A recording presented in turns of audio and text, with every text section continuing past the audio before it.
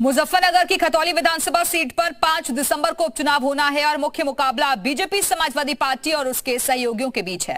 कांग्रेस और बहुजन समाज पार्टी ने इन चुनावों में अपने उम्मीदवार ही नहीं उतारे हैं। खतौली में मुकाबला बीजेपी की राजकुमारी और राष्ट्रीय लोकदल के मदन भैया के बीच है, लेकिन उपचुनाव से पहले बीजेपी और आरएलडी के कोर वोटरों ने दोनों पार्टियों की नींद उड़ा दी है। एक रिपोर्ट देखिए।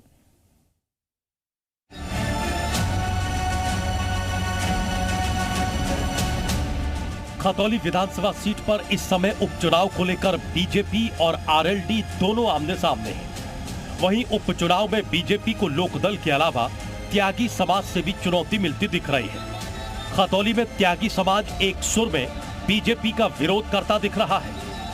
दरअसल शनिवार को खतौली के नावला गांव में त्यागी समाज की एक बड़ी बैठक का आयोजन हुआ, जिसमें आसपास के गांव से त्यागी समाज के लोगों ने बढ़ चढ़कर हिस्सा लिया। त्यागी समाज की इस पंचायत में फैसला लिया गया कि उपचुनाव में त्यागी समाज बीजेपी का बहिष्कार करे। आपको बता दें कि कुछ समय पहले ही श्रीकांत त्यागी केस के बाद से ही यहां के त्यागी समाज में बीजेपी के प्रति नाराजगी देखने को मिल रही है। भाजपा के राज में, मुख्यमंत्री जी के राज में सुरक्षित है। कहीं घूमो, किसी टाइम घूमो, मेन कारण तो है ही हो भाई। वहीं आरएलडी का कोर वोटर माने जाने वाला जाट समाज जयंत चौधरी से खासा नाराज बताया जा रहा है। दरअसल जयंत चौधरी ने खतौली से मदन भैया को टिकट दिया, जिसके बाद से ही पार्टी के अंदर और बाहर बगावत के सुर तेज होने लगे। खतौली से टिकट की उम्मीद लगाए बैठे आरएलडी के नेता अभिषेक चौधरी गुर्जर ने तो बीजेपी का दामन तक थाम लिया। वहीं जाट वोटर भी मदन भैया को लेकर नाराज है। समाज को संतुष्ट नहीं कर पाते तो आज ही नहीं, भविष्य में भी भाजपा को इसका नुकसान उठाना पड़ेगा। समाज को संतुष्ट तो करना पड़ेगा। समाज से ऊपर तो ना मैं हूं, ना ये बच्चे हैं, ना कोई।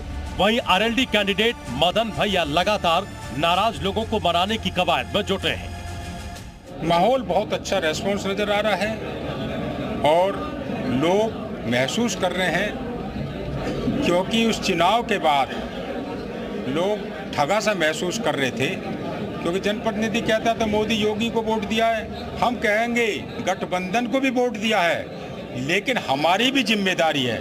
गठबंधन भी जिम्मेदारी उठाएगा और मदन भैया भी जिम्मेदारी उठाएगा। खतौली विधानसभा उपचुनाव में बीजेपी और आरएलडी दोनों की मुश्किलें बढ़ गई हैं। जहां त्यागी समाज बीजेपी का विरोध कर रहा है, तो वहीं जाट समाज आरएलडी के विरोध में उतर आया है। नोएडा कांड के आरोपी श्रीकांत त्यागी भी खतौली पहुंच गए हैं। अब देखना होगा कि खतौली के विधानसभा उपचुनाव में जाट और त्यागी समाज किस करवट, सियासी करवट लेता है।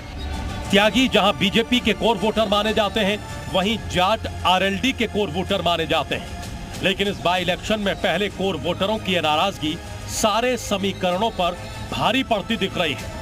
मदन भैया डैमेज कंट्रोल में जुटे हैं, वहीं बीजेपी नाराज लोगों को कैसे मनाती है, ये देखना दिलचस्प रहेगा।